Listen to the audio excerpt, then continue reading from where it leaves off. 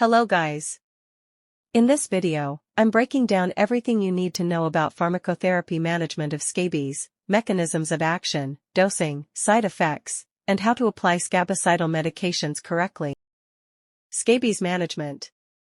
Successful management of scabies involves 1. Eradicating the infestation. 2. Management of pruritus. 3. Management of complications. 4. Treating close personal contacts. 5. Implementing environmental measures to reduce transmission and prevent recurrence. Eradication of infestation.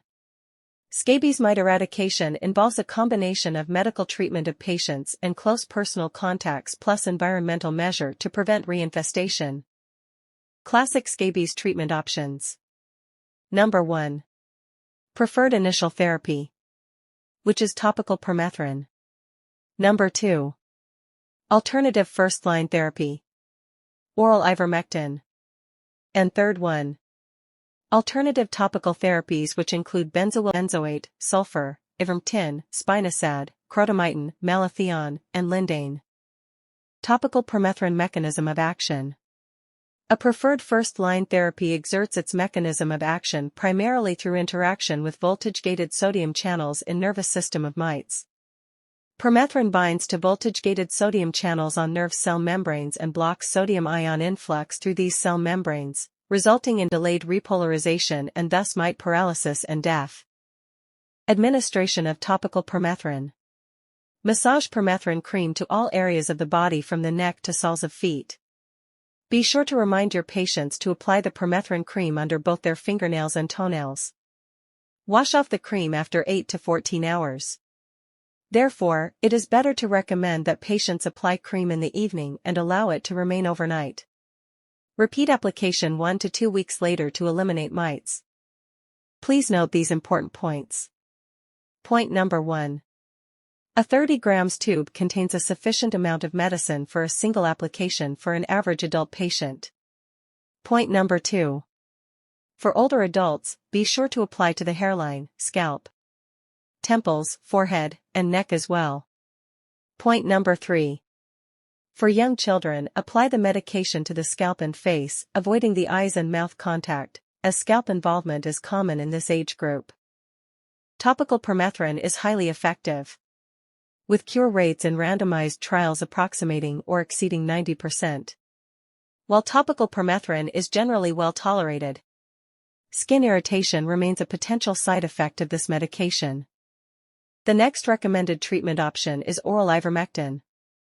As an alternative first-line therapy, ivermectin offers advantages such as ease of administration, lower cost compared to topical permethrin. Oral ivermectin is particularly useful for large scabies outbreaks, example nursing homes, where the topical therapy can be impractical. Adult dosing of oral ivermectin for classic scabies. Oral. 200 microgram per kilogram once, followed by a second dose 7 to 14 days later. A second dose is required due to ivermectin's limited ovicidal activity. Precaution. Oral ivermectin is not a recommended first-line treatment for pregnant individuals and children who weigh less than 15 kg. Oral ivermectin's mechanism of action. Ivermectin binds selectively with strong affinity to glutamate-gated chloride ion channels in nerve and muscle cells of mites. This results in increased chloride ion permeability, leading to hyperpolarization of nerve and muscle cells, ultimately causing paralysis and death. Adverse effects of oral ivermectin. At the dosage recommended for scabies treatment, oral ivermectin is typically well tolerated with favorable safety profile. Most, but not all, reports of severe adverse effects have occurred in patients who received oral ivermectin for helminthic infections. These adverse effects include central nervous system effects, delayed hypersensitivity reactions, and immunologic post-treatment reaction, Mazzotti reaction. Alternative topical therapies.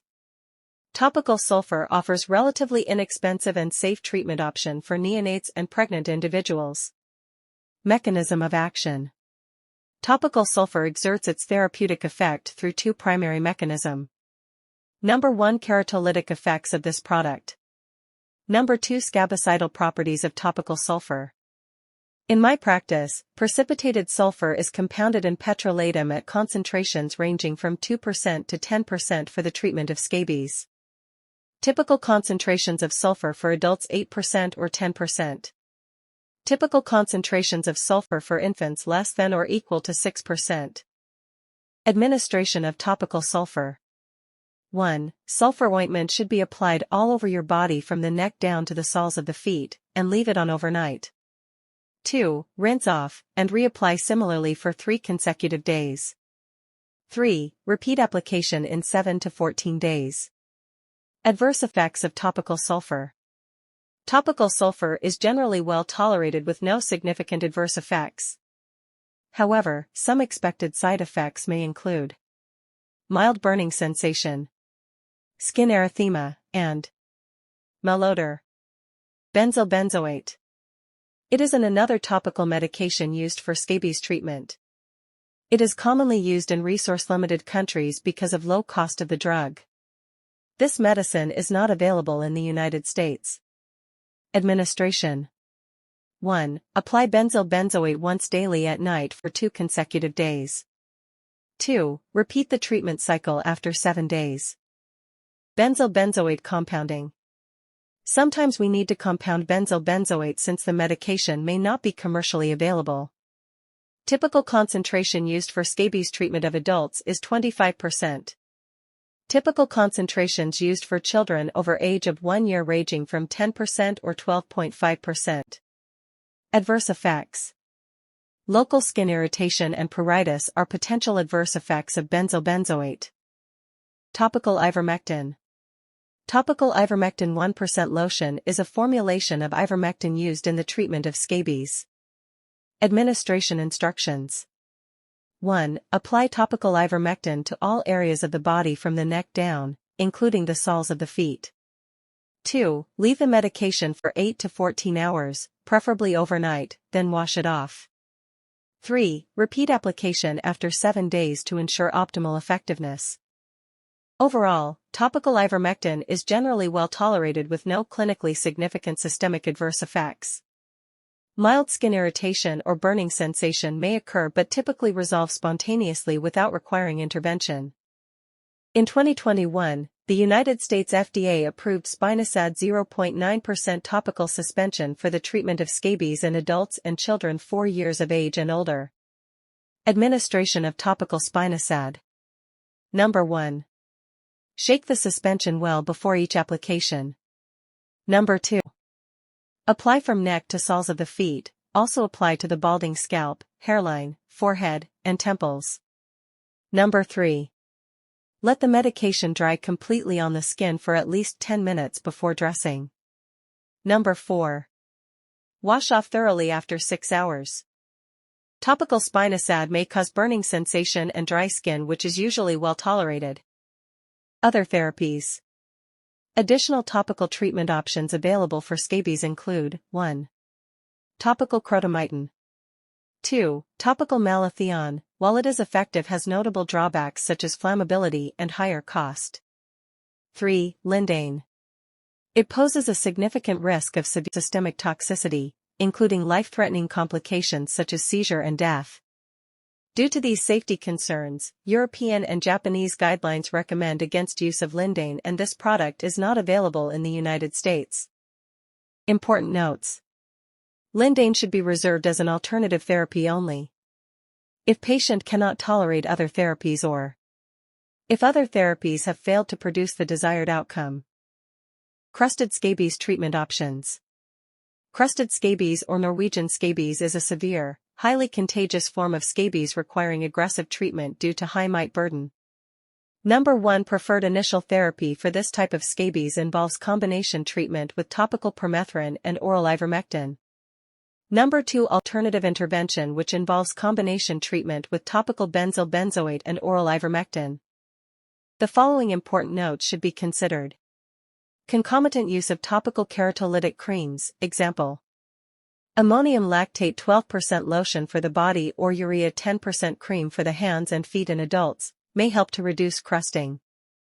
The use of lindane is contraindicated in patients with crusted scabies due to risk for toxicity, particularly neurotoxicity resulting from enhanced percutaneous absorption that from severely damaged skin.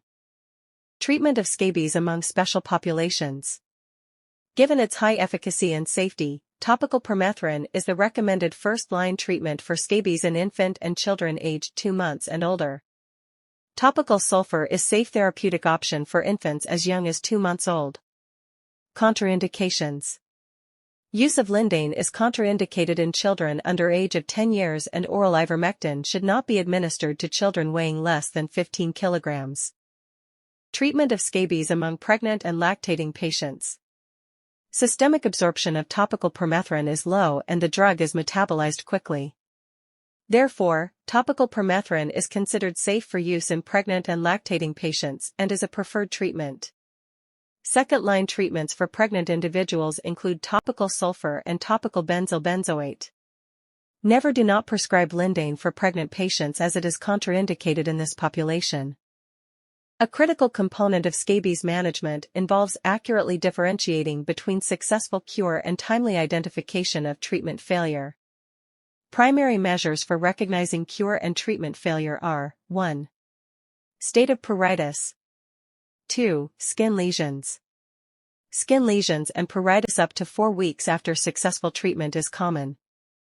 State of pruritus and skin lesions persist beyond 4 to 6 weeks of treatment can be due to 1. Treatment failure.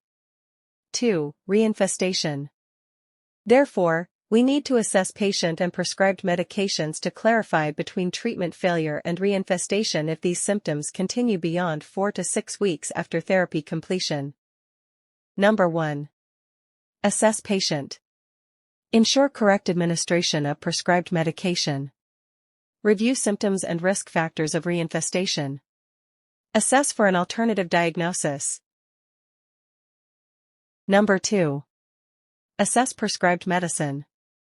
If topical permethrin or oral ivermectin therapy failed, without clear reason, then switch to combination therapy. If still scabies symptoms persist, then proceed to an alternative therapies like topical sulfur and topical benzyl benzoate. Thank you for watching the video. If you enjoyed this video, don't forget to smash that like button, it really helps the channel. If you want more videos, please subscribe and hit the bell so you never miss an upload. I'd love to hear from you. Drop a comment below with your thoughts and questions. See you in the next video.